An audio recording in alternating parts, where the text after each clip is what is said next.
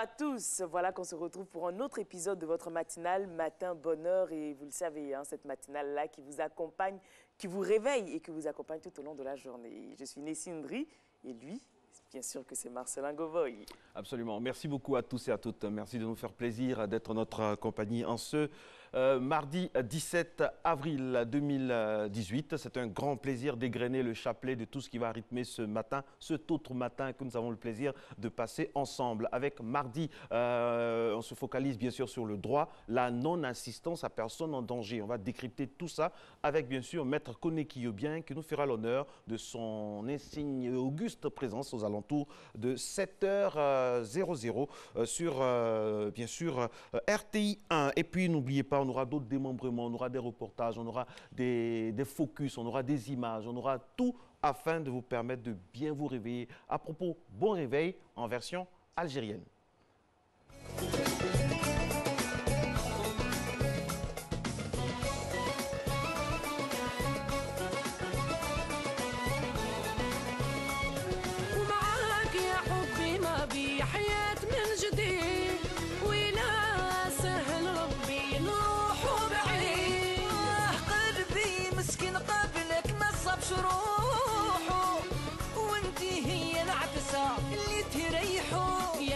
عشقك اللي راه اليوم في دمي يدور تستاهلي خاطري نعطيك اسمي ونبغيك فور ومعاك نتايا العمر عشت البرية امور وما نقدرش نعيش يا حبي بعيد عليك وانا ما يهنينيش قلبي نروح ونخليك هضرة الناس لا تنبي نوكل عليهم ربي لي حسدوني بيك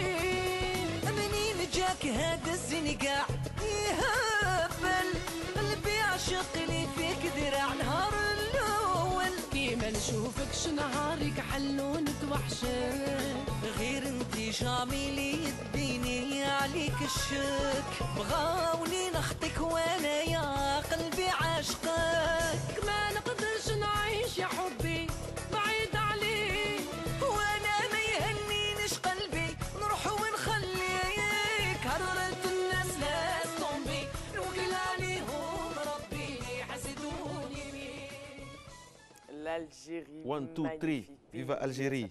Ça fait plaisir de voir ces images-là, ça donne envie de s'évader, ça donne envie de voyager. Et bien sûr, c'est sur Matin Bonheur. Oui, monsieur? Oui, madame, je vous écoute. Vous savez, chaque jour, avec chaque destination, vous allez faire le tour du monde bientôt. Chaque fois, quelle que soit la destination. Si j'en ai les moyens, avec plaisir, Marco. Et qui va vous accompagner? Qu'est-ce qui va vous accompagner? Seul, si vous voulez m'accompagner volontiers, je vous mettrai dans mon sac à dos. Et oui, parlant de sac à dos, il faut mettre beaucoup de choses dedans. Il faut mettre de l'eau, il faut mettre une tenue, il faut mettre un plan, il faut mettre beaucoup d'entrain, beaucoup de dynamisme. Et comme ça, on est paré à la gym.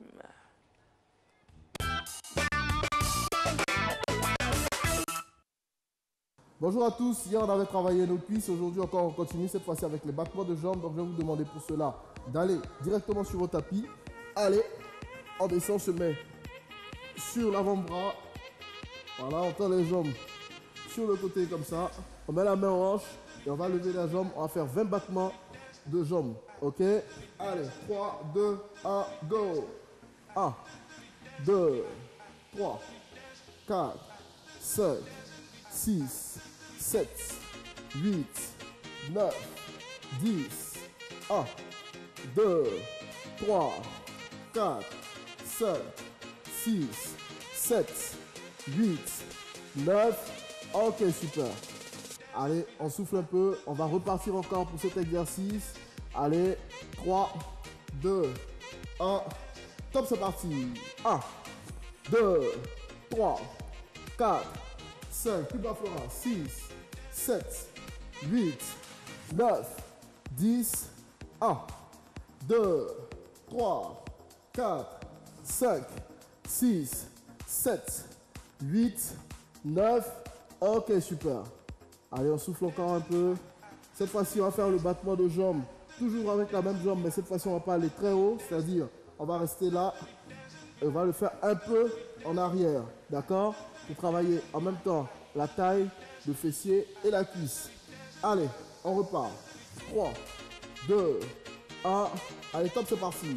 1, 2, 3, 4, 5, 6, 7, 8, 9, 10 encore. 1, 2, 3, 4, 5, 6, 7, 8, 9. Ok, super. Allez, on souffle. On se relaxe un peu. Si vous avez des douleurs, vous pouvez plier un peu la jambe et puis la déplier comme ceci. D'accord? Et puis on repart encore une deuxième fois pour cet exercice. Allez, 3, 2, 1. Top, c'est parti. 1, 2, 3, 4, 5, 6, 7, 8, 9, 10. 1, 2, 3, 4, 5, 6, 7, 8, 9. Ok, en bloc.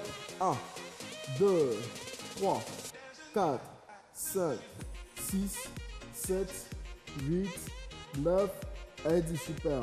Dès qu'on finit, on passe la jambe au-dessus de la jambe gauche. D'accord? Et on lève la jambe qui est en bas. On va le faire 20 fois. Allez. 3, 2, 1. Top, c'est parti. 1, 2, 3, 4, 5, 6, 7, 8, 9, 10. 1, 2, 3, 4. Courage. 5, 6, 7, 8, 9. Ok, super. Allez, on change de côté. Maintenant, on va travailler aussi la jambe gauche. Allez. On commence d'abord avec le battement de jambes bien grand. 3, 2, 1. Comme c'est parti. 1, 2, 3, 4, 5. On en fait 20. 6. Courage. 7, 8, 9, 10. 1, 2, 3, 4, 5, 6, 7, 8, 9 et 10. Super. Allez, on souffle un peu. On respire. Allez, on va repartir encore. 3, 2, 1. Top, c'est parti. 1, 2, 3, 4, 5, 6, 7, 8, 9, 10, 10, 9, 8, 7, 6, 5, 4, 3, 2 et 1. Super. Allez, on souffle un peu. On va repartir encore. Cette fois-ci, on fait 20, à la fin. À la fin des 20, on va bloquer 10 secondes. D'accord? Allez, 3, 2, 1, go. 1, 2, 3, 4, 5, 6, 7, 8, 9, 10. 1, 2, 3, 4, 5, 6, 7, 8, 9. On bloque 10 secondes. Allez, 1, 2, 3, 4, 5, 6, 7, 8, 9. Ok, super. On passe la jambe par-dessus la jambe droite. On va lever la jambe droite qui est en bas 20 fois. Allez, 3, 2, 1. Top, c'est parti. 1, 2, 3, 4, 5, 6, 7, 8, 9, 10. 1, 2, 3, 4, 5, 6, 7, 8, 9. Ok, super. Allez, on se rassoit. Merci de nous avoir suivis. Très bonne journée à vous. Allez, à vous sur le plateau.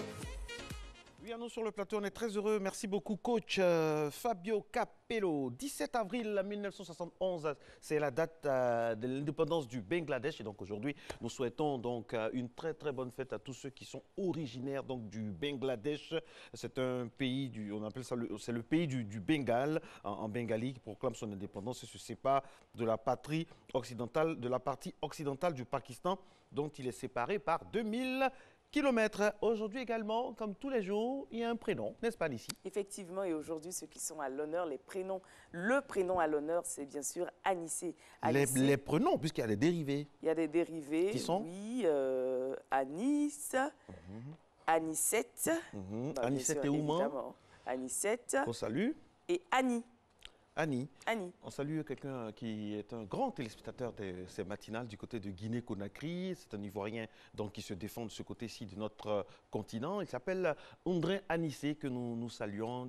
Et félicitations pour tout ce qu'il fait pour porter haut le drapeau ivoire dans son domaine d'activité. Il est 6 heures passées de 10 minutes seulement. Le jour est encore jeune. On espère que vous vous réveillez bien, tout doucement, avec des mouvements, avec du sport, avec de la relaxation. Et puis nous, on va vous proposer des images qui peut-être vont vous inspirer. Par exemple, barrière de corail, ça vous dit? La Grande Barrière de Corail, en Australie, est le plus grand récif corallien du monde. Visible depuis l'espace, elle s'étend sur près de 350 000 km² et abrite 600 variétés de coraux, 1500 espèces de poissons et 3000 types de mollusques. Inscrit au patrimoine mondial, cet écosystème fournit un abri et de la nourriture à des animaux comme le dugong, appelé aussi vache marine, ou la tortue verte, tous deux menacés d'extinction. Mais le réchauffement climatique fait des ravages, à tel point que le récif pourrait disparaître. Il a traversé en 2016 le pire épisode de blanchissement jamais enregistré, 93% des coraux ayant été affectés. Le blanchissement se produit lorsque des conditions environnementales anormales, en particulier l'élévation de la température de l'eau, poussent les coraux à expulser les minuscules algues photosynthétiques qui vivent en symbiose avec eux et sont à la base de leur couleur. Ce phénomène ne tue pas directement les récifs, mais les rend plus vulnérables aux maladies. Lorsqu'ils ne réussissent pas à récupérer ces algues symbiotiques, les coraux meurent. Selon des experts, si les émissions de gaz à effet de serre continuent d'augmenter, le blanchissement deviendra la nouvelle norme et se produira tous les 2 ans dans les années 2030. Après un blanchissement massif, il faut environ 15 ans au récif pour se régénérer. Des pans entiers de la barrière de corail pourraient disparaître d'ici une vingtaine d'années. D'autres menaces pèsent sur les récifs, comme l'agriculture intensive, l'aménagement du littoral ou encore les toiles de mer dévoreuses de corail.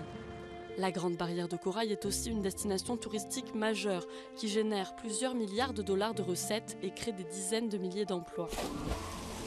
Des scientifiques estiment qu'il faut agir très rapidement pour améliorer la qualité de l'eau, car d'ici 5 ans, il sera peut-être trop tard. Waouh, il faut faire des efforts pour sauver donc, la barrière de corail. Il y va donc de la beauté, surtout, et la beauté de la surface comme du fond de nos océans. Effectivement, ça permettra de préserver l'humanité.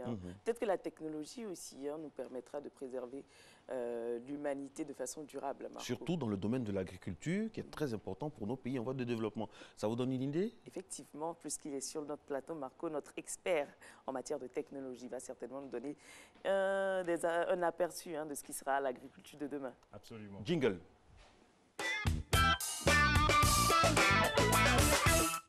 Mister Noël, Tout à fait. vous allez bien? Bonjour Marco, ça va très bien, merci. Bonjour.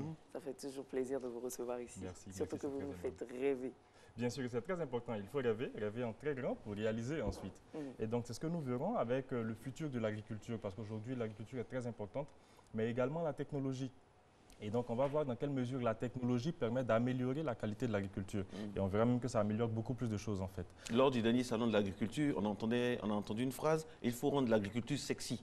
Est-ce que la modernisation, la mécanisation de l'agriculture va rendre l'agriculture sexy afin d'y inviter des jeunes aussi, parce que c'est un secteur porteur? Absolument, c'est un secteur porteur et la modernisation de l'agriculture va justement attirer beaucoup de regards. Et je pense qu'on va aboutir à une agriculture beaucoup plus sexy. Je pense que c'est une très belle image. On y va. Alors le futur de l'agriculture. Il y a quelques décennies, l'agriculture était quand même très traditionnelle. C'était encore la mécanisation, je veux dire, avec des animaux qui tractaient, avec des personnes même qui soulevaient les équipements. C'était donc manuel, c'était pénible et les zones cultivées étaient assez restreintes. Donc l'espace cultivé et la production était quand même en proie aux maladies, aux dangers. Donc il y a quelques décennies, c'était vraiment l'agriculture très traditionnelle. Donc on le voit sur les images, c'était manuel, c'était fatigant, c'était pénible, les zones cultivées n'étaient pas très grandes, donc la production n'était pas très élevée et il y avait des risques de maladie. Avec l'augmentation démographique, on estime que d'ici 2050, la population mondiale atteindra pas moins de 10 milliards d'habitants. Wow. Et donc, ce qui signifie qu'il faudra doubler la quantité de nourriture produite aujourd'hui. Nous verrons donc comment la technologie peut nous permettre d'atteindre cet objectif. D'abord, les engins agricoles connectés et autonomes. On a donc des tracteurs aujourd'hui qui fertilisent des sols au mètre près, parce que c'est vraiment la production, il faut optimiser la production. Au mètre près? Au mètre près, Wow. elle se localise par GPS. On a également des tracteurs qui n'ont carrément aucun pilote, donc des tracteurs autonomes qui ne nécessitent aucune intervention humaine pour labourer de grandes parcelles. Elles enregistrent en plus de nombreuses informations. Et on a d'ailleurs une université américaine, Harper Adams, pas américaine, mais plutôt au Royaume-Uni, excusez-moi, qui prévoit de réaliser un cycle de culture autonome. Ensuite, on a les drones, ces petits aéronefs, donc sans passagers à bord, qui sont radiocommandés, sont équipés de caméras et peuvent être utilisés également dans l'agriculture. En effet, un drone peut survoler une parcelle pour identifier les zones arrosées. Donc, on identifie également les foyers de mauvaises herbes, les maladies. Et toutes ces informations sont transmises directement sur le smartphone de l'agriculteur qui peut donc décider d'intervenir pour sauver ses cultures ou alors améliorer la qualité de sa production. Donc, cela peut se faire également par avion, pour des zones cultivées beaucoup plus grandes. Donc l'avion est équipé de caméras de très haute définition qui vont photographier les cultures et les images sont analysées et permettent de définir des traitements appropriés. On a également les satellites pour aller encore plus loin.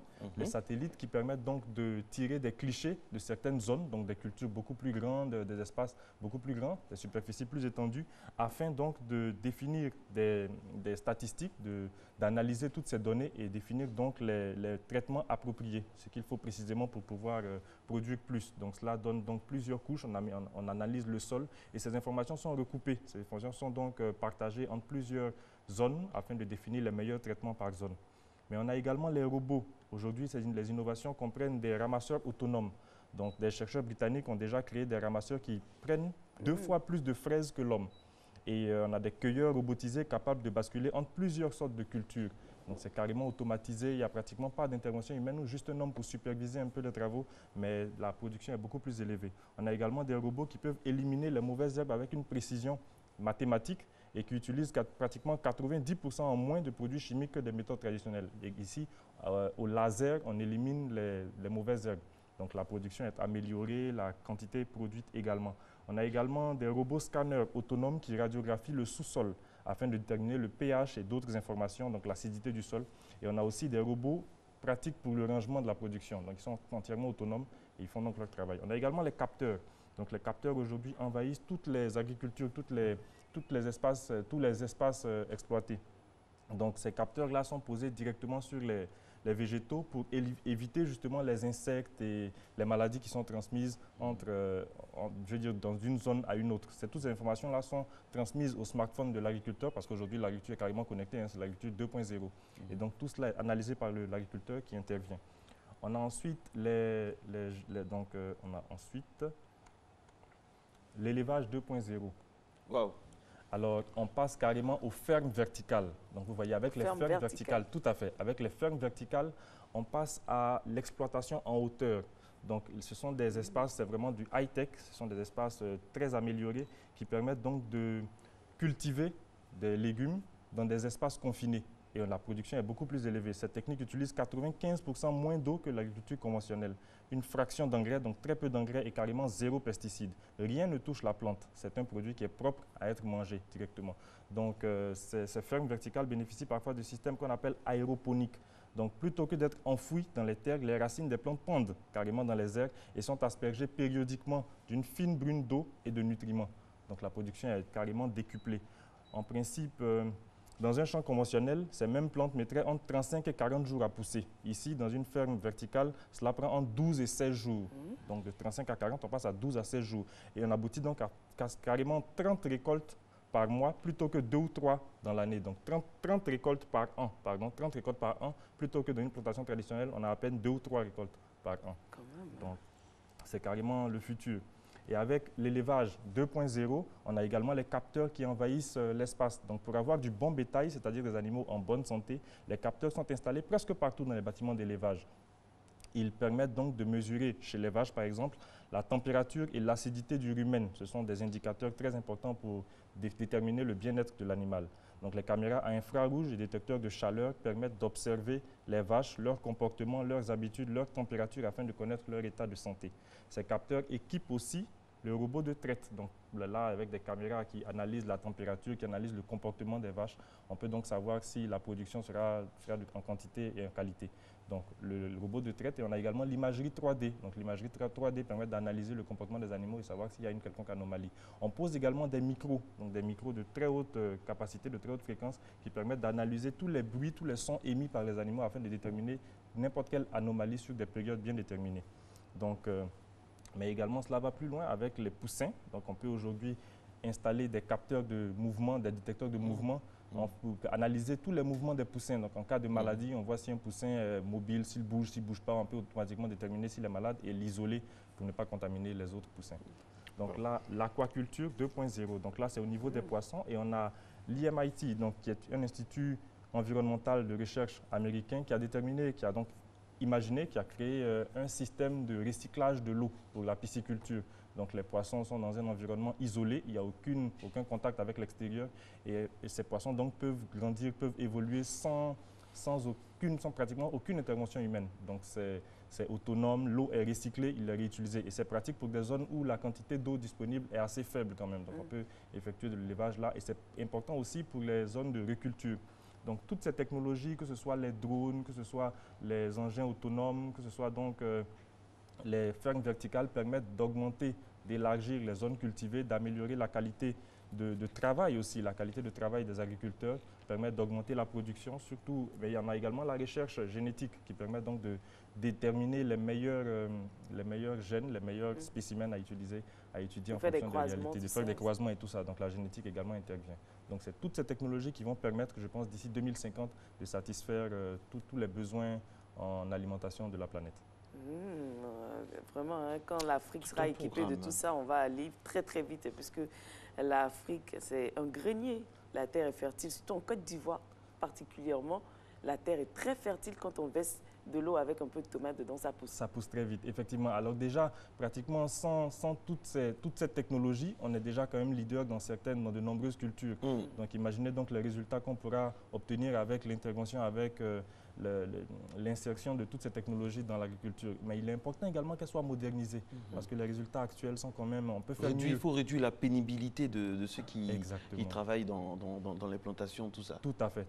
Et donc pour cela, il faut que les jeunes interviennent, il faut que de nouvelles idées, de nouveaux apports, des inventeurs participent donc à améliorer. Mais tout ce qu'on voit là, ce sera disponible dans nos plantations, par exemple dans la plantation de mon oncle à Dikabo, ce sera disponible quand?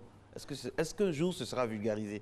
Mais on espère bien, parce que déjà, ces technologies ont été inventées il y a quelques années quand même et sont déjà bien mises en pratique. Parce qu'aujourd'hui, par exemple, avec les fermes verticales, on est à plus de 300 fermes verticales qui ont été construites dans le monde. Donc, puisque ces technologies sont déjà vulgarisées là-bas, je pense qu'on ne va pas tarder à avoir, avec quelques initiatives, quelques bonnes volontés, on pourra quand même les appliquer chez nous. Il faut proposer ça aux coopératives. Il faut de temps en temps proposer ça aux coopératives. Il faut que les coopératives puissent vraiment rêver aussi. Parce qu'il y a des pays comme la Malaisie où les coopératives ont des hélicoptères, ont des ordinateurs, ont vraiment des ingénieurs qui font des recherches à travers le monde entier. Et on doit arriver vers ça quand même. La Côte d'Ivoire mérite ça, parce que c'est un grand pays d'agriculture. Tout à fait. Donc il faut vraiment une volonté d'investissement, il faut améliorer la qualité, il faut vraiment beaucoup d'ingéniosité et je pense qu'on mérite largement atteindre ce niveau-là.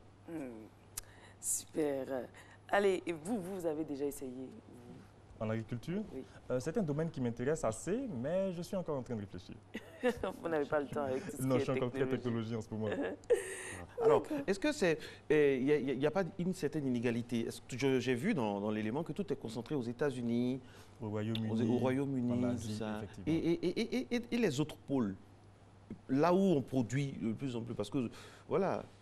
Mais déjà, il y a quand même une certaine délocalisation de certaines entreprises spécialisées dans l'agriculture qui ont tendance aujourd'hui à apporter des conseils, surtout aux planteurs. Parce que, par exemple, au Ghana voisin, on a l'utilisation des drones dans les plantations pour pouvoir analyser les sols, analyser les plantes, pour voir quelle zone a besoin de plus d'arrosage ou alors plus d'engrais. Donc, au Ghana, déjà, c'est assez mis en pratique. Donc, au fur et à mesure, les entreprises voient tout le potentiel de l'Afrique et je pense qu'elles sont en train de délocaliser pour venir quand même dans nos zones et apporter tout leur savoir-faire, toute leur ingéniosité, toute leur technicité pour améliorer la qualité de nos productions. Et il y a des inventeurs africains qui travaillent aussi. Hein. Qui travaillent également à cela. C'est vrai que la recherche coûte cher, la recherche nécessite beaucoup de financement, beaucoup de moyens, mais aujourd'hui, on a de plus en plus d'innovations dans ce domaine-là et je pense que les financements doivent quand même être effectués, être réalisés pour aboutir à des productions beaucoup plus élevées et de meilleure qualité aussi. Merci beaucoup, Noël Kwadjo. Je rappelle qu'avec vous, nous évoquions aujourd'hui donc l'agriculture modernisée, c'est-à-dire le futur de l'agriculture. Avant le journal, si on allait voir un petit no comment pour parler aussi d'un autre sujet, pour aérer un peu cette émission, je rappelle que dans le volet droit, nous allons recevoir aux alentours de 7 heures notre spécialiste du droit, Maître Koné Kiobien, qui nous parlera de la non-assistance à personne en danger. No comment numéro 2, on y va.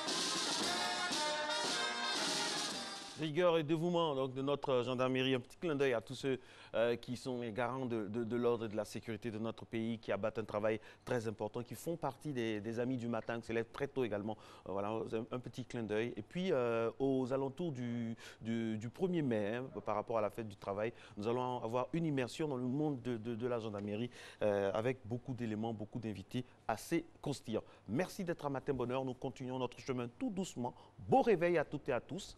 Le journal avec la ravissante Maïsako et ce sera bien après la météo et toutes les informations socioculturelles. À tout à l'heure.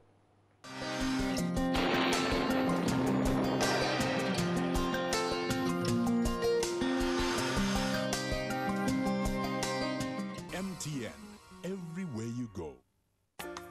Mesdames et messieurs, bonjour pour cette matinée. Un temps généralement nuageux s'observera sur les régions du sud forestier et celles du littoral avec des pluies localisées. Cette situation par la suite évoluera vers un temps partiellement nuageux. Partout ailleurs, le temps sera simplement couvert. Les variables pour la matinée, on notera 26 degrés comme maximale sur les villes d'Abidjan, à Diaké et Bondoukou, 25 degrés à Boaké, 24 degrés à Daloa. Il fera 25 degrés à Dambokro, 24 degrés dans le Go, 25 degrés dans le Poro à Korogo, 23 degrés de minimal à Mans, 25 degrés sur les villes d'Odiéné, San Pedro comme Sassandra, 24 degrés à Tabou, 25 degrés sur la ville de Yamoussoukro. Un après-midi généralement ensoleillé sera présent sur l'ensemble des régions. Cependant, la combinaison de l'humidité et de l'insolation entraînera de l'instabilité sur les zones du littoral, du sud forestier et de la bande centrale. Par la suite, des orages isolés avec des pluies localisées s'observeront, notamment à l'est, à l'ouest et sur les régions du sud-ouest. Le reste du pays sera partiellement nuageux. Les variables concernant l'après-midi, on notera 32 degrés sur les villes d'Abidjan, comme celle d'Adiaké, 35 degrés de maximal dans le Gontougo à Bondoukou et dans le Béké à Boaké, 34 degrés à Daloa, 35 degrés dans le Nzi à Dambokro, 33 degrés dans le Go à Gagnoa, 35 degrés dans le Poro, 32 degrés à Mans, 35 degrés à Odiné, 32 degrés à San Pedro. À Sassandra, il fera 31 degrés, à Tabou 30 degrés, ce sera la minimale. Enfin, 34 degrés sur la ville de Yamoussoukro. Très bonne journée à toutes et à tous.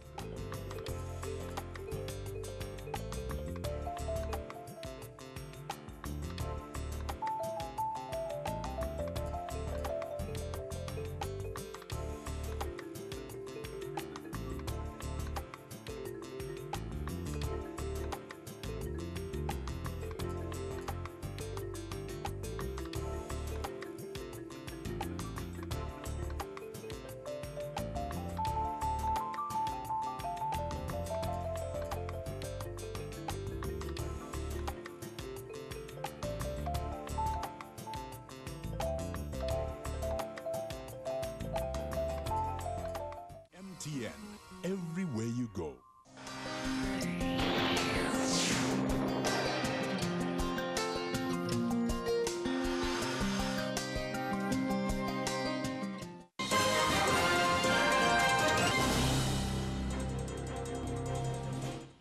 Bonjour à tous, il est 6h30, merci de suivre ce flash.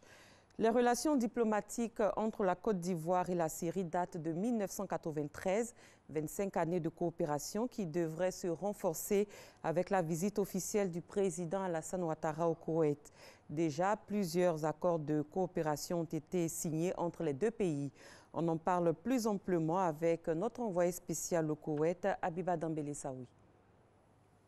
La Côte d'Ivoire et le Koweït entretiennent des relations diplomatiques depuis 1993. Les deux pays coopèrent également au sein de l'Organisation de la coopération islamique et de la Banque islamique de développement. Les échanges commerciaux globaux entre la Côte d'Ivoire et le Koweït sont faibles et se caractérisent par la prépondérance des importations ivoiriennes. Ainsi, de 2012 à 2017, la balance commerciale est déficitaire pour la Côte d'Ivoire. Les exportations ivoiriennes à destination du Koweït sont essentiellement constituées des produits de l'industrie du bois et du caoutchouc. Et les importations ivoiriennes en provenance du Koweït sont essentiellement constituées de matières plastiques et d'ouvrages en fer, en fonte et en acier. Le cadre juridique de la coopération entre les deux États est constitué des différents accords sectoriels signés pour le financement de projets spécifiques à travers le Fonds cohétien. L'année 1999 a vu la signature du premier accord de financement en faveur des projets agricoles. Plusieurs autres accords sont intervenus en 2010, 2013, 2014 et 2015 pour les secteurs des infrastructures routières et de l'hydraulique. On peut citer pêle-mêle le projet de la vallée du Nzi d'une valeur de 5 milliards de francs, le financement partiel de l'autoroute Abidjan-Yamoussoukro à raison de 5 milliards de francs et le financement de la route Bouna-Doropo-Burkina Faso d'un montant de 10 milliards de nos francs. Le niveau de la coopération économique est en deçà des potentialités, d'où la nécessité d'examiner de nouveaux accords, de renforcer la coopération entre les deux États, d'encourager la prise de participation du Fonds souverain cohétien dans le financement des projets de développement en Côte d'Ivoire. Et la visite officielle du président Alassane Ouattara arrive à point nommé pour intensifier les relations entre la Côte d'Ivoire et le Koweït, pays influent dans la région du Golfe, dont le système politique, à la fois monarchique et parlementaire, est l'un des plus démocratiques. Pays rentier dont les réserves en hydrocarbures constituent les 5e réserves au monde et représentent pour plus de 60% de son produit intérieur brut. Vous venez donc de suivre le reportage signé Abiba Dambélé Saoui qui faisait le point des relations de coopération entre la Côte d'Ivoire et le Koweït, des relations vieilles de 25 ans. Ici, en Côte d'Ivoire, le vice-président Daniel Kablan-Duncan a procédé au lancement des travaux de la première mine de bauxite du pays. Elle est située dans le village de Bénéné, près de Bongouanou. Les réserves sont estimées à près de 35 millions de tonnes de bauxite. Cette nouvelle mine va générer 243 emplois dans sa première phase. Mahama Traoré. Pour le village de Bénéné, situé à 223 km d'Abidjan, l'espoir de développement est nourri par ce coup de pioche. Celui qui lance les travaux du projet Liseta, nom de la première mine de bauxite en Côte d'Ivoire. Les réserves de minerais découvertes dans cette forêt de Bénéné, département de Bongouanou, sont estimées à environ 35 millions de tonnes de bauxite brut pour la fabrication de l'aluminium. Le gisement sera mis en valeur par l'entreprise Lagune Exploitation Bongouanou pour une durée de 20 ans. Ce projet va générer 743 emplois directs et 2500 emplois indirects au cours des 2 premières phases de l'évolution du projet. En termes de ressources financières, pour le développement régional du Boronou, seulement pour la première phase, il est prévu 9 milliards de francs qui seront engagés tout juste pour la communauté du Moronou. Immédiatement exploitable, la mine de Bénéné prévoit de produire 750 000 tonnes de bauxite brut par an. Elle se développera en 3 phases pour un investissement global de 218 milliards de francs CFA. Pour le ministre des Mines et de l'Industrie, le projet Liseta symbolise la vitalité du secteur minier ivoirien. Le secteur minier a enregistré à fin 2017 164 permis de recherche minière et 14 permis d'exploitation minière industrielle en cours de validité. Ces permis concernent toutes les substances minérales avec une dominance pour l'or.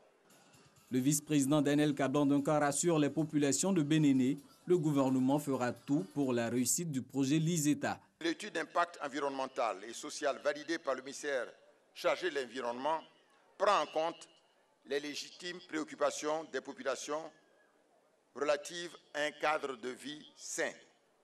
Il est fait obligation à la compagnie exploitation de respecter scrupuleusement les prescriptions environnementales et de préserver la qualité de l'air, des eaux, des sols et de la flore. Le gouvernement se tient donc à vos côtés et veillera au strict respect de ces obligations qui sont le préalable au bien-être de nos concitoyens.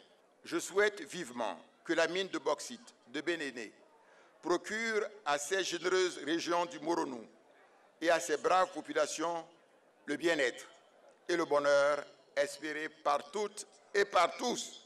La Côte d'Ivoire compte à ce jour 11 mines en exploitation, dont 6 pour l'or, 4 pour le manganèse et 1 pour le nickel.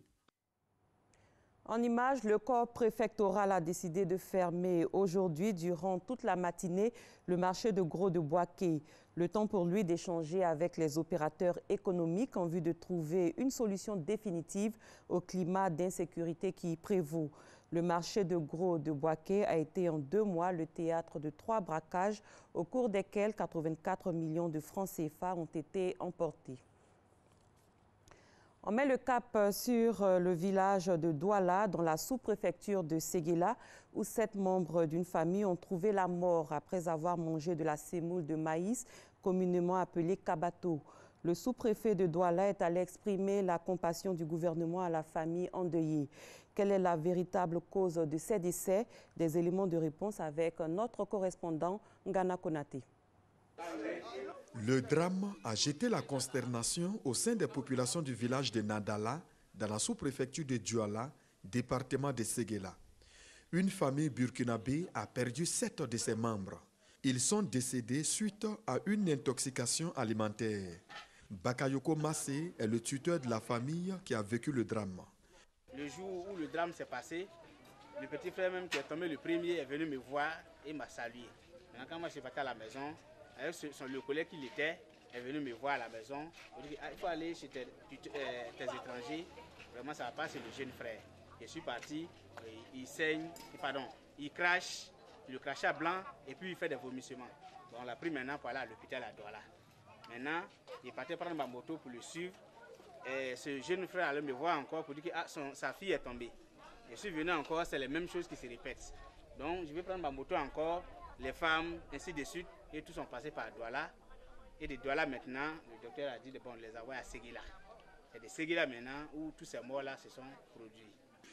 Jean-Ferdinand Dofou, sous-préfet de Douala, venu apporter la compassion et le réconfort du gouvernement, a expliqué la cause de l'intoxication alimentaire. C'est ici qu'habitait la famille Savadogo. Par inadvertance, ils ont utilisé les produits phytosanitaires et l'utilisation étant mal faite, ça s'est retrouvé dans les plats qu'ils ont consommés. Malheureusement, toute la famille est partie. Les cas d'intoxication alimentaire sont fréquents à l'intérieur du pays.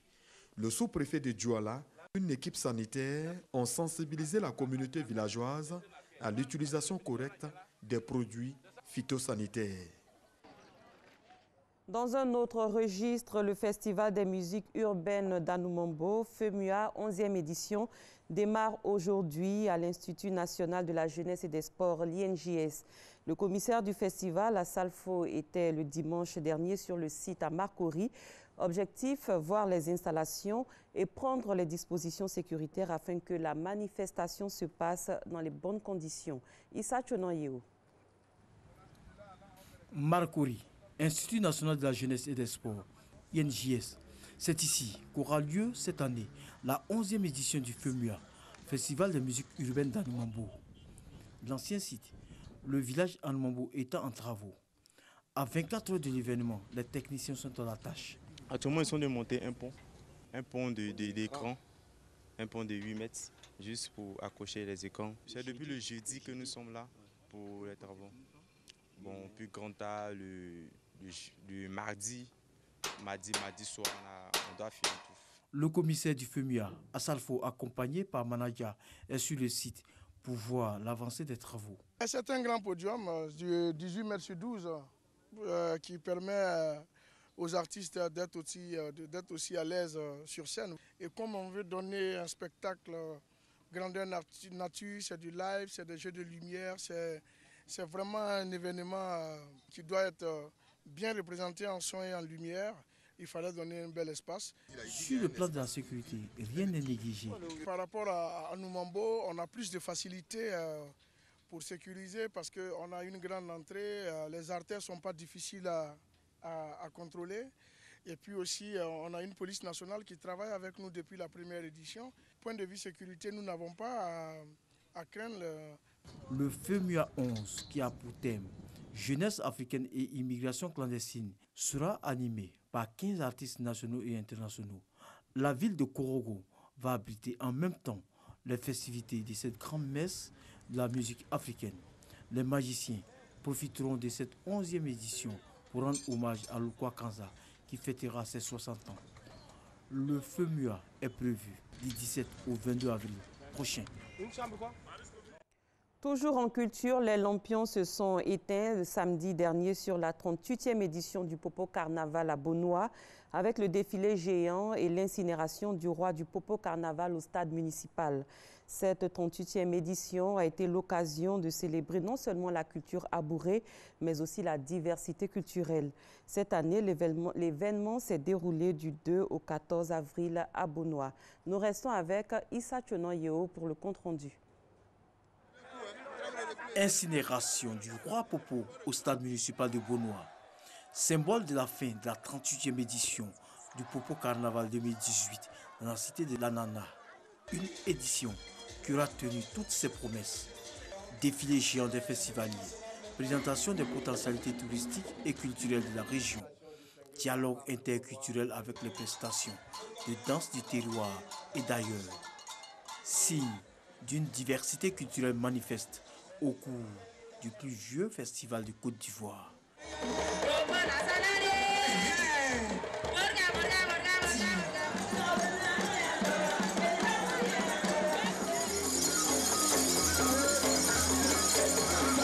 C'est un événement très intéressant.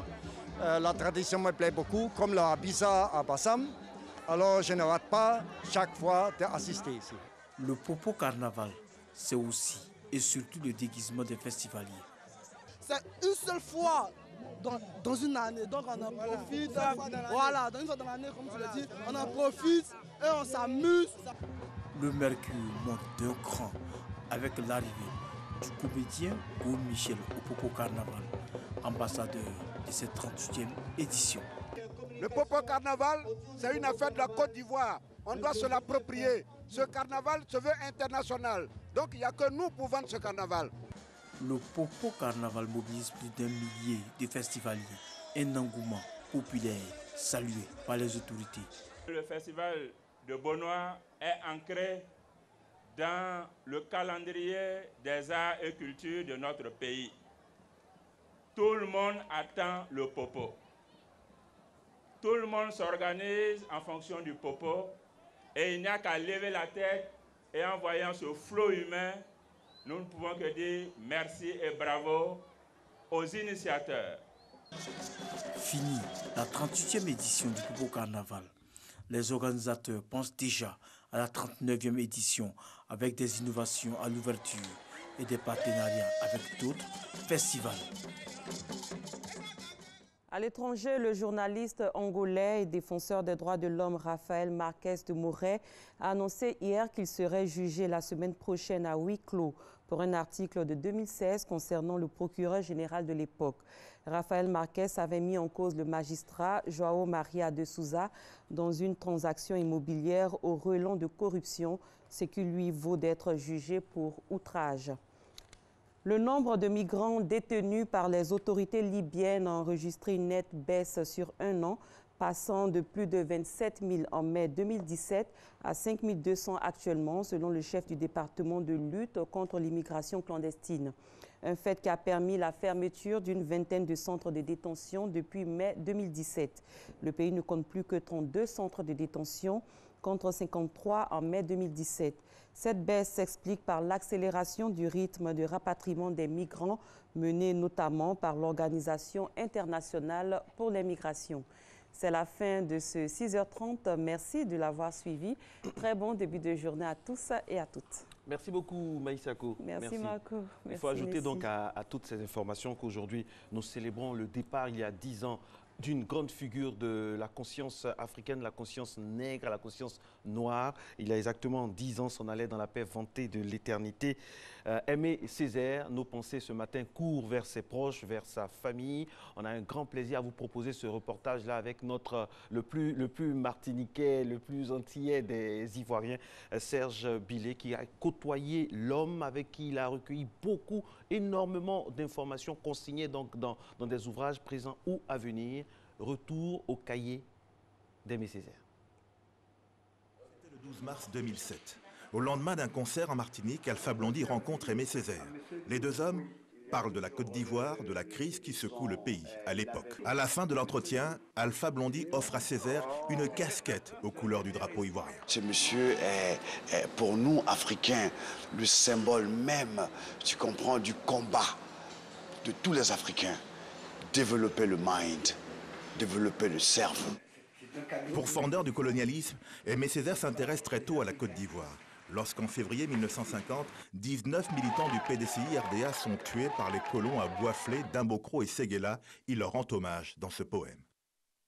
Belle sous l'insulte, Afrique est grande de ta haute conscience, et si certain le jour, quand au souffle des hommes les meilleurs aura disparu la tsetse colonialiste. La suppression du régime colonial. À ses débuts à l'Assemblée nationale française, Césaire siège avec les communistes, tout comme Houphouët-Boigny. En avril 1946, il vote la loi défendue par Houphouët qui abolit le travail forcé en Côte d'Ivoire. Un mois plus tôt, Houphouët avait voté la loi proposée par Césaire, qui fait de la Martinique un département français. Les deux hommes s'entendent bien, même s'ils ont des désaccords, une amitié symbolisée par ce cadeau. Moi, c'est Houphouët lui-même qui me l'est, en personne. J'habite une blessure sacrée. Oui. J'habite des ancêtres imaginaires.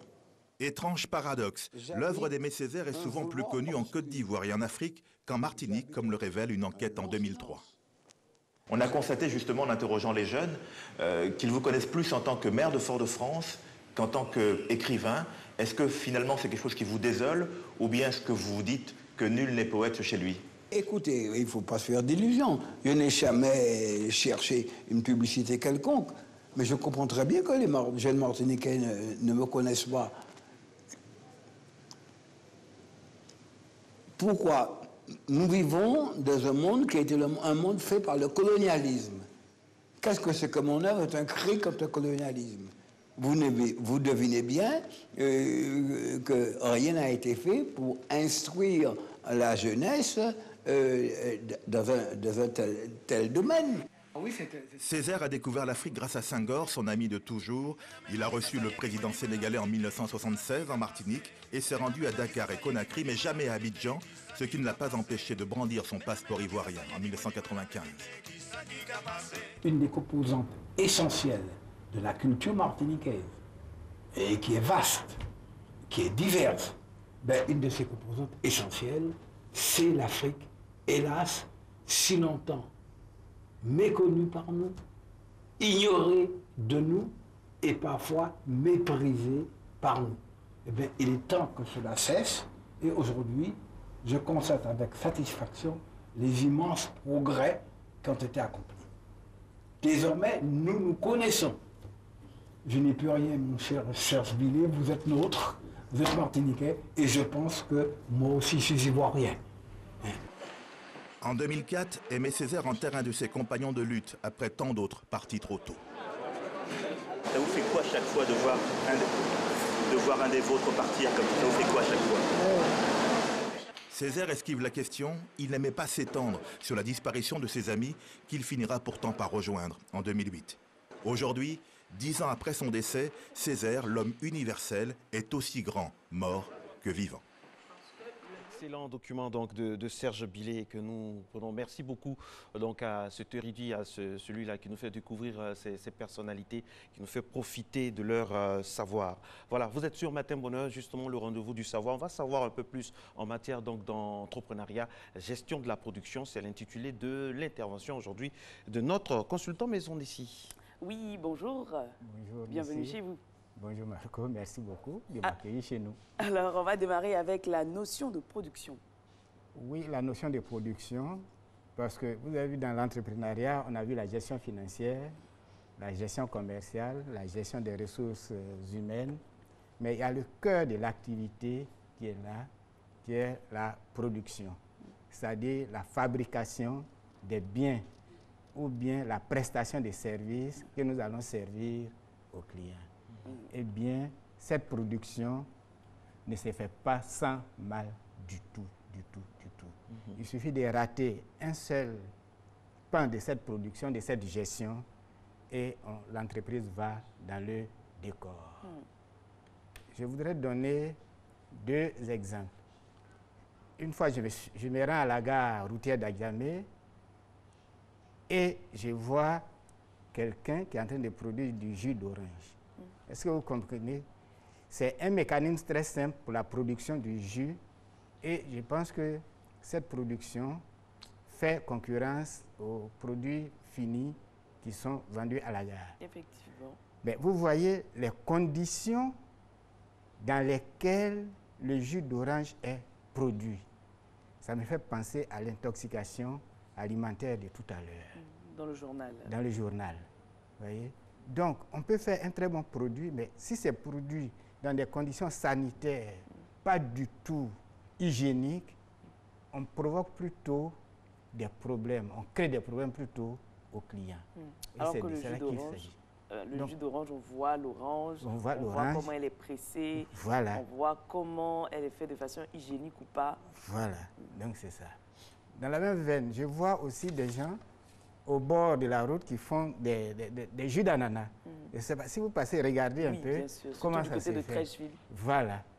Alors, il y a le vrombissement des moteurs avec nos woro-woro qui dégagent de la fumée, avec la poussière. Et voir des gens en train de produire des jus d'orange dans ces conditions-là, ça crée toujours des difficultés. Donc la production, c'est la fabrication des produits, c'est la prestation de services. Alors, là, il faut la gestion des étapes aussi de la production. Il faut gérer ces étapes. Il faut gérer ces étapes. On ne peut pas passer d'une étape à une autre. Il faut vraiment tout planifier, tout préparer. Tout de telle sorte comme la circulation du sang.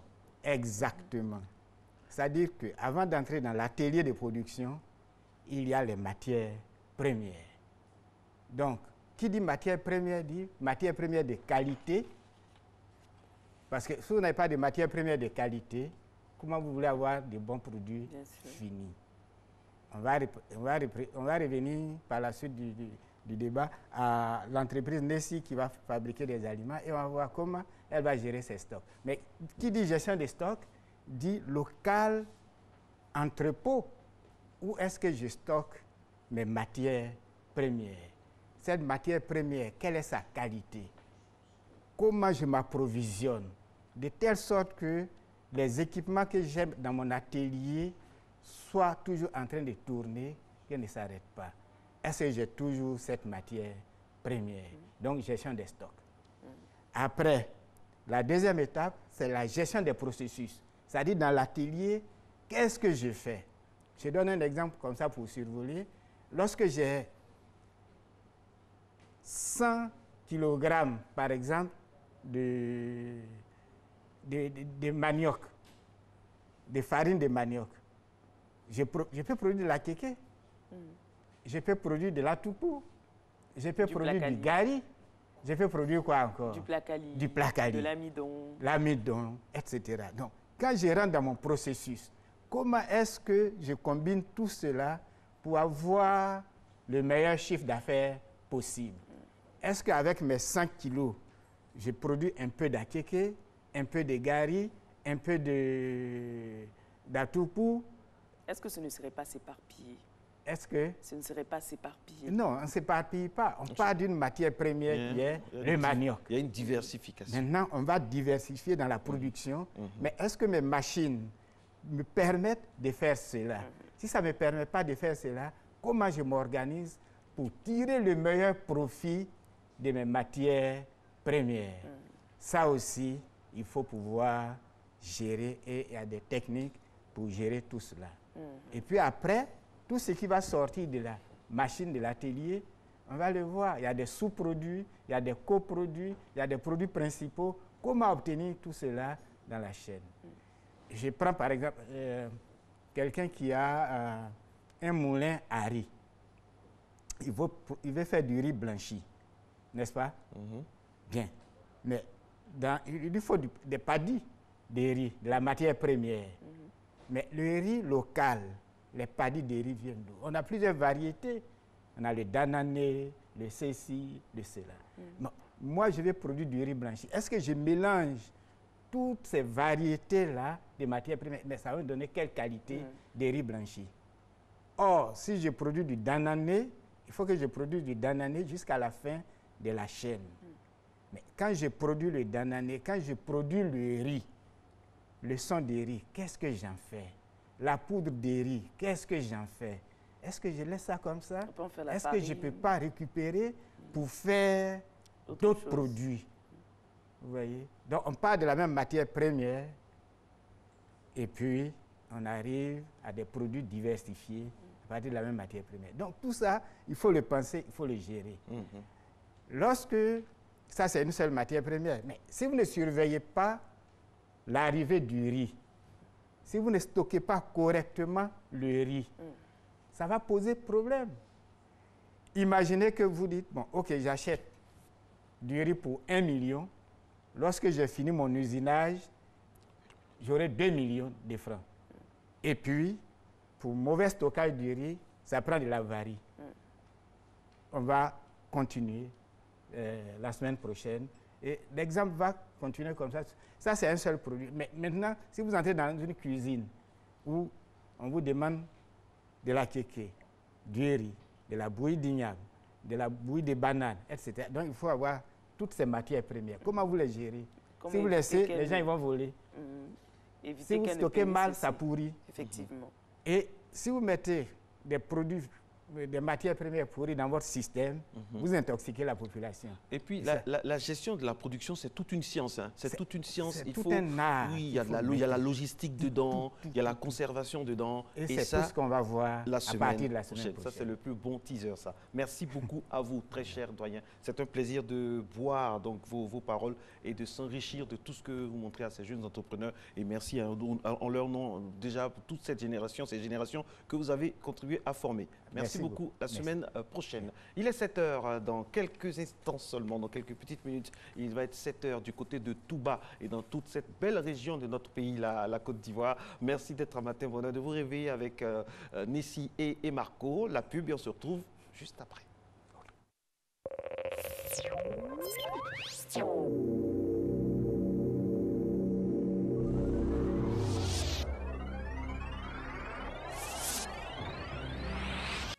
Parce que le sport est un moyen de cohésion sociale, Ivoire Nobala organise, à l'occasion de la 4e édition de la Foire internationale d'Abidjan, le premier tournoi de Maracana doté de la Coupe FIA 2018 du 2 au 13 mai 2018 au Palais de la Culture de Trècheville. Contact le 22 42 59 84, le 09 18 18 99. La Foire internationale d'Abidjan, notre rendez-vous économique FIA.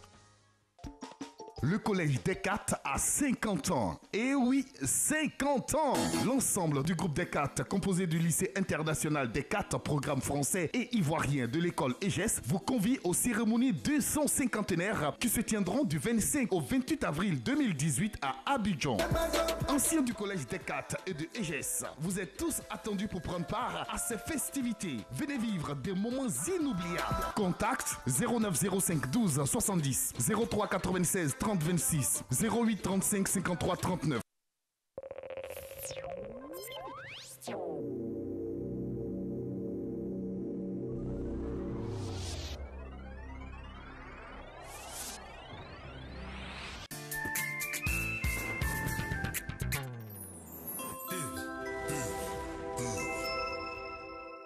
Quand vient l'heure du café au lait, chacun a sa méthode.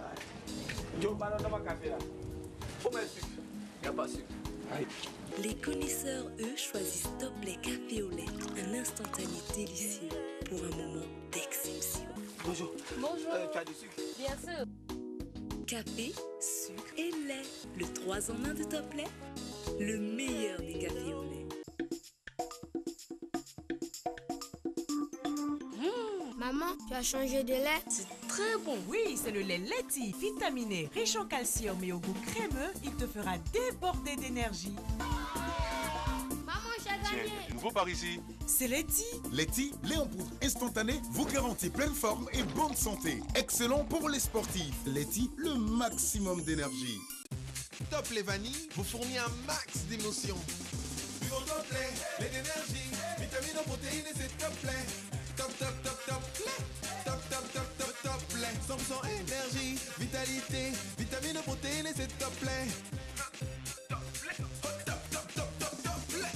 Buvons Top Lait, lait d'énergie, vitamines en protéines et c'est Top Lait. Top, top, top, top, lait. Top Lait Vanille, c'est le max de vitalité et d'énergie pour être toujours au top.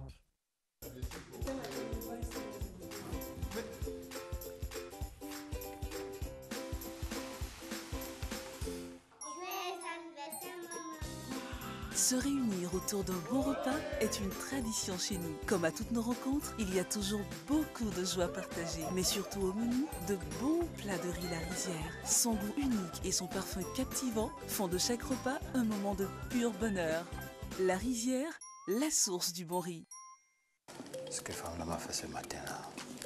Top Gary. Gary. Ah, c'est nouveau ça. Ah bien. Tu as envoyé Gary, il n'y a pas sucre. Et où est le lait là? Le lait aussi dedans. Mais il faut me dire ça. Toi, non, tu es trop forte. Vraiment. Top Gary, cherchez pas, oh, tout est là.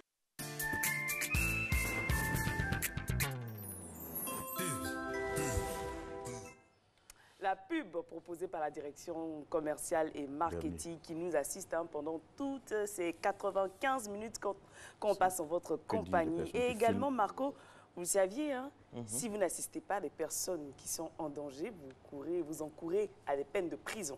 Oui, tout est dit là. La non-assistance à personne en danger fait partie de la nomenclature des thèmes droits donc initiés par la rédaction en chef de votre émission matinale préférée.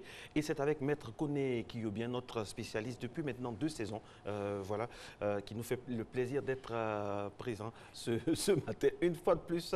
Mais avant, Nessie, Mais avant. Mais avant le postulat. On va voir, on va décrypter un tout petit peu ce que ça veut dire non-assistance à personne en danger.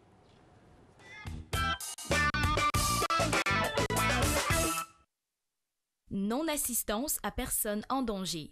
Un badaud qui filme avec son téléphone portable une agression dont il est le témoin. Un accident de la circulation avec son lot de blessés et de morts, mais au lieu de porter secours aux victimes, on préfère sortir son téléphone portable pour filmer la scène et l'envoyer à ses amis via les réseaux sociaux.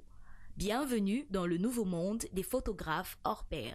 J'ai vécu une situation pareille. Si peut-être que je peux me permettre, récemment il y a eu un accident qui s'est produit au Carrefour La Vie. La dame qui a subi le coup, c'est ma tante. Moi je partais à Cocody. Je suis allé sortir sur l'incident. Je voyais des gens qui se permettaient. Pendant que ma tante, on a transféré à l'hôpital au CHU. Et son mari, qui avait déjà succombé, qui était couché. Et les gens se permettaient de prendre déjà des photos, commençaient à donner l'information, diffuser. Ils ont commencé à se moquer. Alors bon, moi, je n'ai pas été content. Je me suis emporté. Ils pensent que c'est le buzz. Moi, ils voient que c'est le buzz. Ils veulent qu'on dise que c'est eux qui ont vu. Ils ont vu l'action en premier. C'est eux qui étaient là quand ça s'est passé. Parce qu'ils veulent expliquer au fait. C'est un truc comme ça. Ils veulent se faire remarquer. Moi, j'ai fait un accident. Vous voyez, il y a des personnes qui ont couru vers moi pour me secourir. Ils étaient déchirés à la tête. Si ces derniers n'étaient pas là, qu'ils étaient en train de filmer, mais il y a longtemps que j'allais vider mon sang. Mais Dieu m'a fait grâce, ces personnes m'ont aidé et ils ont appelé même les sapeurs-pompiers. J'ai été hospitalisé à Hachma, tout ça. Vous voyez, non? Donc de nos jours, le temps est très court. Donc il faut sincèrement dire, il faut secourir les personnes d'abord et maintenant, ensuite, par la suite, vous pouvez tirer les photos. La non-assistance à personne en danger est l'omission de porter secours à personne en péril. Mais est-ce pour autant un crime? Non, ceux qui filment les gens et qui les mettent sur le feu, je pense qu'ils sont zélés. Alors là, on doit les arrêter, c'est pas normal. La non-assistance à personne en danger est un acte grave. Cependant, c'est un acte qui est de plus en plus répandu. Les gens sont portés plus sur le spectacle que sur les actes concrets, des comportements qu'il faut arrêter, qu'il faut proscrire, qu'il faut même, dans la loi, qu'il faut punir. Voilà. Non-assistance à personne en danger, une infraction d'abstention. Mais c'est dans la caractérisation même des faits que réside la difficulté, car il est difficile de pouvoir obliger une personne à intervenir. Et il en est de même pour les preuves. En somme, la non-assistance à personne en danger, un casse-tête pénal, car dans la majorité des cas, la passivité est difficile à établir par la justice. Absolument, comme le dit notre invité, c'est ça même. Dans la majorité des cas, comment définir la passivité difficile à démontrer. Alors voilà. Là, on va revenir sur les fondamentaux. C'est vrai qu'on a entendu dans le reportage une ou des définitions, mais la répétition, vous le savez, on ne le dira jamais assez, est hautement pédagogique, surtout en droit, parce que nul n'est censé ignorer la loi. Absolument. Alors, qu'est-ce que la non-assistance à personne en danger? Définitivement, c'est quoi? Bon, en réalité, vous ne verrez pas une définition sortie d'un dictionnaire ou d'un code qui vous dira voici la non-assistance à la personne en danger. La non-assistance à la personne en danger est déterminée par des indices, par des critères. Dans un premier temps, il faut une menace, crime ou délit contre une personne. D'accord. Et cette menace doit obliger la personne qui est en face à intervenir sans toutefois être en danger pour elle-même ou pour des tiers. Vous comprenez? Une personne est agressée, ou bien une personne est victime d'une menace, une personne est victime d'un crime ou d'un délit. Ou une personne a un malaise. Ou une personne a un malaise. Obligation est faite à tous ceux qui sont autour d'intervenir, mais à condition que l'intervention ne soit sans danger pour eux-mêmes ou pour des tiers. Exemple. Vous tombez sur un braquage. Il y a des armes. Vous êtes certainement armé. Vous avez l'obligation d'intervenir. Mais si vous intervenez, est-ce que cette intervention-là est sans danger pour vous-même? C'est-à-dire que vous-même, vous pouvez prendre une balle. Ou bien pour l'alentour. S'il y a beaucoup de monde, imaginez-vous à une gare routière, vous intervenez parce que vous avez vu quelqu'un armé qui tente de voler un sac ou autre chose, qui se met à tirer partout. Si cette personne se met à tirer partout, il y a danger immédiat pour le reste. Ou bien vous tombez sur un accident, vous n'avez aucune notion de secourisme. Et vous tentez de porter secours, alors que les actes que vous posez sont contraires aux actes de secourisme. En ce moment, vous avez voulu bien faire, mais vous n'avez pas la compétence, vous n'avez pas la technicité. Donc c'est un danger pour la personne même que vous sauvez. Et je peux être condamné pour ça? Vous pouvez être poursuivi pour ça, parce que c'est de démontrer que votre geste a aggravé le sort.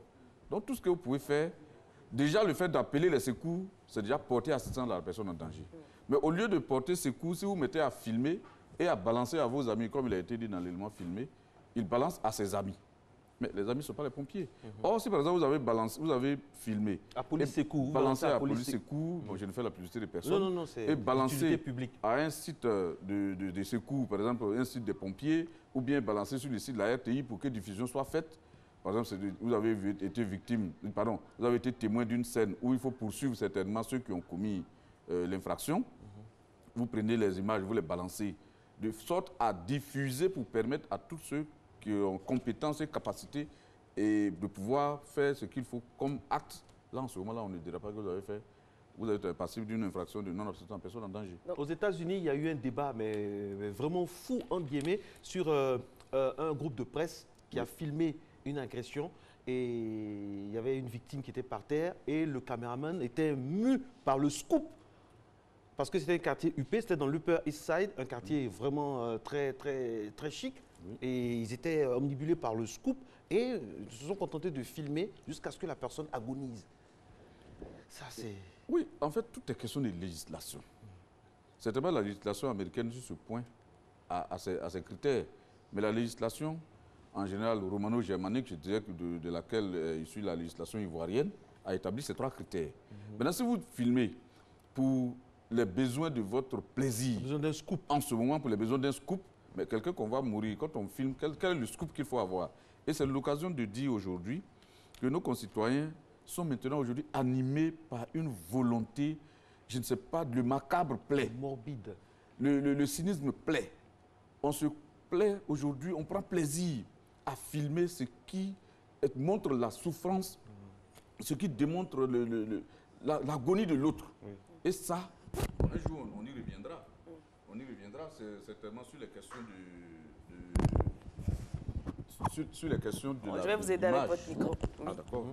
Je rappelle, mesdames et messieurs, que c'est un thème très important. Vous pouvez nous poser toutes les questions via nos pages Facebook, Instagram et Twitter, la non-assistance à personne en danger. Nous étions donc au niveau de la définition. Et puis, deuxième question, qui peut être passible de l'infraction de non-assistance à personne en danger? On y était pratiquement. Personne. Toute personne qui est témoin quand je dis témoin, en fait, c'est un terme juridique. Toute personne qui constate, qui voit ou bien qui assiste à une situation de crime ou de délit et qui aurait pu intervenir, mais qui s'abstient volontairement de le faire, on dira non-assistance à la personne en danger ou bien omission de porter secours. En fait, l'infraction, en matière pénale, il y a des infractions par action. Vous avez agi, vous avez posé un acte contraire à la loi. Mais il y a des infractions par omission. Comme on le dit souvent dans les prières, j'ai péché par omission, ainsi de suite. Vous comprenez?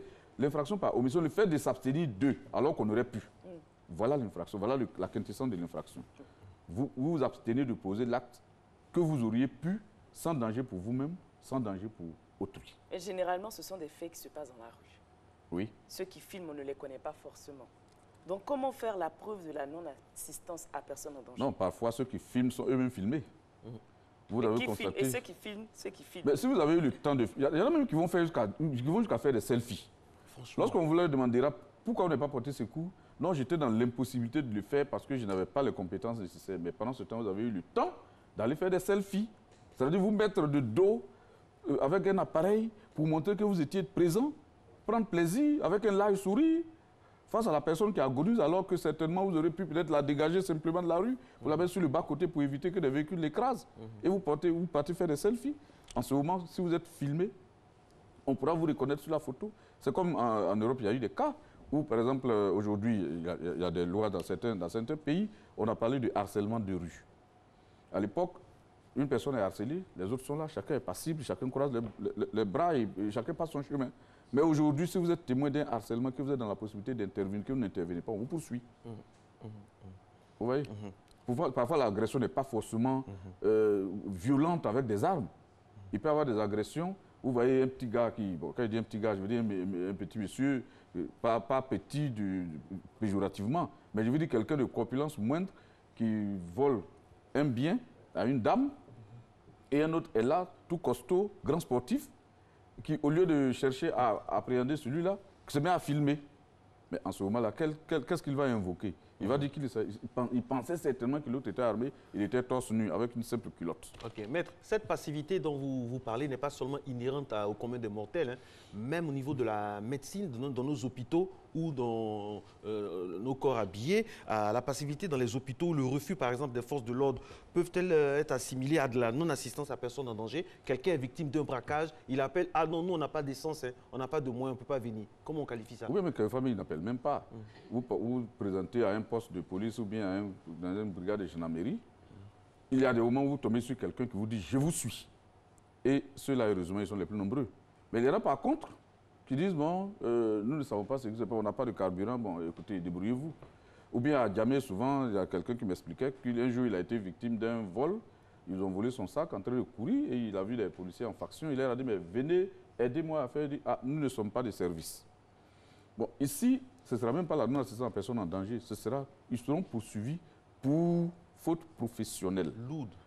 Bon, quand vous dites lourde, tout dépend. Je veux dire la faute professionnelle, c'est le devoir de manquement, le manquement au devoir qui est le nôtre, qu'on a prêté, pour lequel on a prêté serment ou pour lequel on a été formé, est aussi effectivement plus grave que la non-assistance à personne en danger.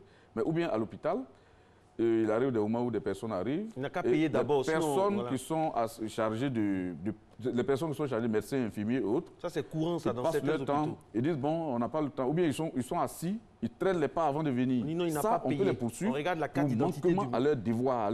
C'est une faute professionnelle. Mais si vous vous rendez compte que la personne fait tout, elle met tout en œuvre, elle pose tous les actes nécessaires pour pouvoir sauver le malade, que le malade meurt là, on ne pourra pas lui en vouloir. Mais c'est la passivité, le refus de se mettre à la tâche. Ou bien on appelle la personne en villégiature, quand elle arrive, la personne, celle qu'elle devait remplacer est partie, elle n'arrive pas à temps, sans justification, parce qu'il peut arriver aussi au moment où elle justifie. Mais s'il n'y a pas de justification, en ce moment, on peut les poursuivre. On ne dirait pas que c'est la non-assistance à personne en danger, c'est vrai, c'est de la non-assistance à personne en danger, mais dans les cas spécifiques professionnels. Quand une entreprise de presse cache une information qui est su partout sur les réseaux sociaux. Est-ce que ça aussi, ça peut être assimilé à la non-assistance à personne en danger? Parce que, je prends un exemple. Oui. Les gens peuvent compter sur vous pour être informés et vous ne dites rien, c'est sur les réseaux sociaux. Ce sera un devoir, un manquement à votre devoir. Un manquement à votre... C'est une obligation professionnelle qui est violée. Et vous savez, en fait, les lois spécifiques sont plus sévères que les lois générales. Donc, très souvent, lorsqu'on regarde, on pèse le pour et le contre, on choisit parfois d'aller sur le manquement de l'obligation professionnelle parce que ça a une sanction plus directe et une sanction plus lourde parfois, comme vous l'avez dit. Je vous emprunte le mot. Et parlons de sanctions. À quoi s'exposent des personnes accusées? Bon, la non-assistance à personne en danger, c'est un délit. Or, le délit, on ne va jamais au-delà de 10 ans. Ça veut dire que c'est un délit, ce n'est pas un crime. Le crime, on vous dira, bon, à l'époque, lorsqu'on avait encore la peine de mort dans notre code pénal, heureusement, il a disparu. On me dira que Maître Connu fait de la publicité sur l'abolition de la peine de mort, mais la peine au-delà de 10 ans, c'est la peine criminelle. Mais ici, c'est un délit. Le délit n'est pas poursuivi comme un crime. Donc ici, la non-assistance à personne en danger, c'est, pour retenir, en résumé, ce qu'il faut retenir, l'omission de porter secours alors qu'on aurait pu le faire sans danger pour soi-même, sans danger pour autrui. Et encore, cette omission de porter secours, j'ai oublié de le dire, est plus sévère pour les personnes, pour les professionnels. Par exemple, vous êtes pompier, vous arrivez sur le lieu d'un accident, vous préférez passer votre chemin, ou bien vous préférez filmer avant de partir pour pouvoir dire à vos amis « j'étais là », ça, votre sanction sera plus grave. C'est une circonstance aggravante. Vous êtes secouriste, vous êtes médecin, vous arrivez sur le lieu d'un accident, vous filmez et vous passez votre chemin, c'est une circonstance aggravante. Parce que imaginez-vous, pour le législateur, le réflexe normal d'une personne formée pour quelque chose, lorsqu'elle se retrouve en situation, elle vole automatiquement au secours.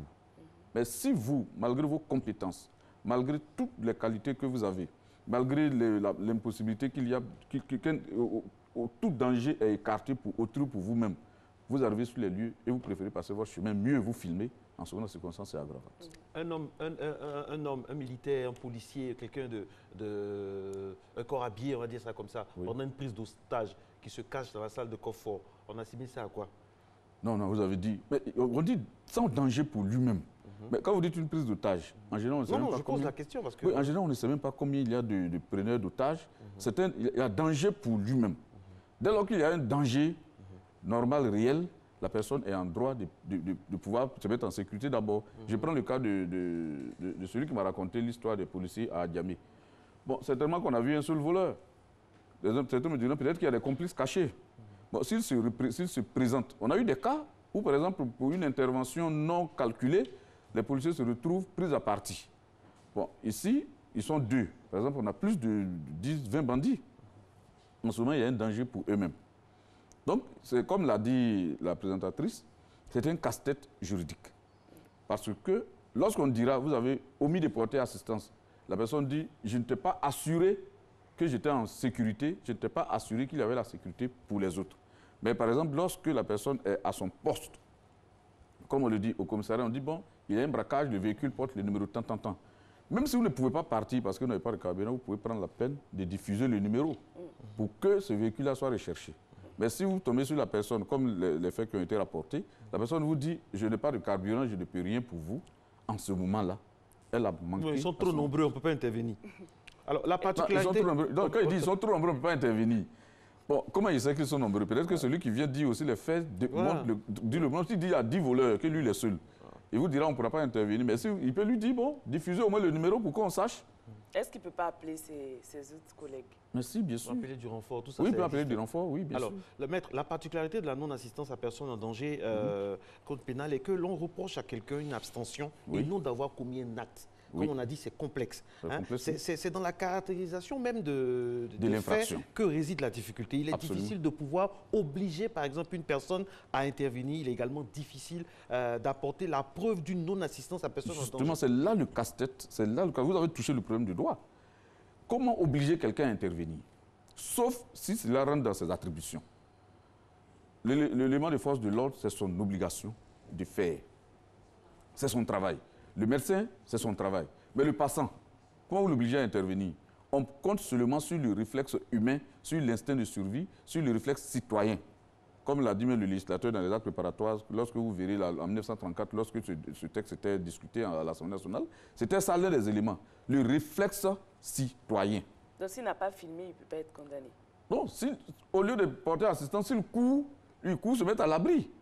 Il vous dira, j'ai entendu des coups de feu. Bon, comme je ne savais pas d'où ça venait, je ne savais pas combien ils étaient, j'ai préféré fuir pour me cacher. Bon, s'il se cache et qu'il filme de loin, qu'il envoie peut-être à un poste de police secours, là, on ne lui dira pas qu'il n'a pas porté assistance, parce qu'il a pu faire avec les moyens de bord. Maintenant, si au lieu de fuir, il vient se mettre sur les lieux et qu'il fait des selfies, en ce moment, il n'y avait plus de danger pour lui. Il n'y avait plus de danger pour les tiers. Mais pourquoi il n'a pas porté assistance? Pourquoi n'a-t-il pas appelé les secours? Parce que le fait d'appeler les secours, déjà, ça montre qu'il porte assistance. Alors, il y a une histoire qui fait le buzz sur les réseaux sociaux en ce moment. C'est un incident qui a eu lieu à Tomodi. Oui. Il y a eu beaucoup de choses qui se sont passées là-bas. Oui. Mais il y a une vidéo dans laquelle on voit un homme bousculer violemment une dame. Oui. La personne qui a filmé ce fait-là, la personne peut être condamnée? La personne peut être poursuivie, oui. La personne peut être poursuivie. Au lieu de venir aider la dame, j'ai vu la vidéo hier, effectivement. Au lieu de venir aider la dame, on filme et on commente. On se met à faire des commentaires. Mais là, on ne portait pas secours. Ça, c'est devenu un sport national. Et puis, celui qui a bousculé la dame, il était habillé en tenue de fête. On ne peut pas me dire que c'est un gangster qui était armé. Et celui qui a filmé, il était à côté. Il a eu le temps de filmer, la dame est tombée, elle a perdu connaissance. Et on s'est contenté de filmer, de mettre sur les réseaux sociaux. Il y avait des gens autour aussi. Et il y avait des gens autour qui regardaient passivement. On aurait pu venir les séparer pour éviter le pire. Bien sûr. Il y avait des gens qui regardaient passivement. Il y a eu aussi le film de Diokwi. Celui que l'agent des forces de l'ordre. Vous voyez, je dis, on y reviendra un jour. Les photos des personnes décédées, on les balance sur les réseaux sociaux. Un jour, on viendra sur la réglementation du droit à l'image. Parce qu'une personne décédée, vous la mettez sur les réseaux sociaux. Vous, une personne agonisante, vous la mettez sur les réseaux sociaux. Une personne blessée, vous la mettez sur les réseaux sociaux. Une personne qui crie sur c'est une personne qui souffre. Et les gens font ça avec une telle passion qu'on on se demande... prend plaisir à voir souffrir. Mais non. Mais aujourd'hui, ces personnes-là, on les connaît, on sait c'est qui, on a les adresses sur lesquelles ces vidéos sont parties. Le procureur a même convoqué les personnes. Absolument. Voilà, Mais malheureusement, ça continue. Bon, un jour, aujourd'hui, on n'est pas là pour le droit à l'image, mais sur la non-assistance à personne, le fait de filmer. Si vous avez filmé que vous avez envoyé police secours, OK. On dit voilà au moins quelqu'un qui cherche à secourir. Mais si vous filmez, que vous envoyez à vos amis, qui sont peut-être des élèves, ou bien qui sont des amis, qui n'ont aucune compétence en la matière pour pouvoir aider. Et vous commentez, vous riez, vous vous y adonnez à cœur et joie. Non, en ce moment-là, on peut vous poursuivre pour non-assistance à personne en danger. Parce que la personne, comme le cas de la dame, elle est bousculée, elle est violentée, elle tombe, personne pour la secourir, on se contente de filmer et on commence à insulter celui qui a fait l'acte. Mais l'injure, ça va faire quoi? Donc voilà le vrai problème. Donc c'est un casse-tête, mais il y a des indices qu'on recherchera toujours. Est-ce que la personne était en mesure d'intervenir, comme le cas des policiers dont on a parlé? Est-ce que la personne, dans son intervention, était sans danger pour elle-même et pour les tiers? Bon, sans danger pour elle-même et pour les tiers, pour les professionnels, je me demande. En général, c'est le danger pour les tiers qui est pris en compte. Un policier qui est seul, ou bien ils sont deux, dans une foule, sur un marché, on vous dira, la meilleure des formules est de faire en sorte de sécuriser l'endroit avant d'intervenir. Mais quelqu'un vient là et dit non, je lui ai dit de venir intervenir, il a refusé d'intervenir. Il apprécie le danger. Or, si vous le poursuivez pour avoir, il vous dira, mais attendez, c'est un marché, je ne sais pas combien ils étaient, et puis imaginez-vous, j'ai tiré un coup de feu dans un marché, la débandade, ce que ça va donner. Donc, c'est ça le casse-tête, c'est celui-là, le côté, la difficulté de cette infraction. C'est à la justice d'apprécier au cas par cas s'il s'agit réellement d'une non-assistance à personne en danger ou d'une réelle impossibilité. C'est une obligation morale et juridique qui pousse. Ou bien le médecin vous dira, c'est vrai, je suis là, mais il n'y a aucun moyen. Il n'y a même pas de compresse, il n'y a même pas de coton. J'assiste comment? Voilà les questions souvent aussi qui reviennent. Est-ce que la personne qui doit intervenir a été mise dans la possibilité d'intervenir? Est-ce que le policier, effectivement, quand il dit qu'il n'a pas de carburant, dit-il vrai? Parfois, oui. S'il n'a pas de carburant pour intervenir, c'est un véhicule... Il n'a pas de munitions. Il n'a pas de munitions. Oui, il n'a même pas d'armes. Il n'est pas habilité à avoir une arme. Il n'a même pas d'armes. Il est à Gamay, il n'a pas d'armes. Il voit un braquage qui se fait devant lui. Qu'est-ce qu'il fait? Mais son tri devient un danger pour lui-même. Donc, dans ce conditions, on ne peut pas le poursuivre pour non, c'est sa personne en danger. Le médecin qui est devant... Au contraire, lui-même, il est en danger. Justement, celui qui est de garde, vous arrivez chez lui, il n'y a rien. La pharmacie est vide. Il n'y a même pas de coton. Or, c'est un accidenté qu'on voit au bord de la route, qui était presque seul dans son véhicule. On ne savait pas s'il a de l'argent, il n'y a personne. Mais il va venir vous dire, mais écoutez, je veux bien poser mes actes, mais il n'y a rien pour poser ces actes. Vous ne pourrez pas demain dire que cette personne a manqué à ses obligations. Il y a cela aussi. Donc, c'est vrai, obligation est faite de porter assistance à personne en danger. Pour les professionnels, c'est leur profession, mais encore qu'il faut qu'ils aient les moyens. Mais s'ils n'ont pas de moyens, s'ils n'ont pas les éléments pour intervenir, lorsqu'on regarde les films, les films américains, comme Marco aime bien parler des Américains, lorsque le policier va intervenir, regardez tout l'arsenal avec lequel il part. Mais ici, c'est notre niveau, ça. Ah, justement, mais le niveau aussi des braqueurs là-bas est très élevé aussi. Donc, je dirais qu'il faut que la personne soit mise dans la possibilité de poser l'acte qui doit être considéré comme professionnel pour lui. À défaut, on ne pourra pas lui en vouloir. Voilà. Ou bien c'est avec ces points qu'il va y aller. Mais non. Donc il lui faut des moyens. Alors, très rapidement, c'est vrai qu'aujourd'hui, ce n'est pas question de droit à l'image. Mais là, on parle de film.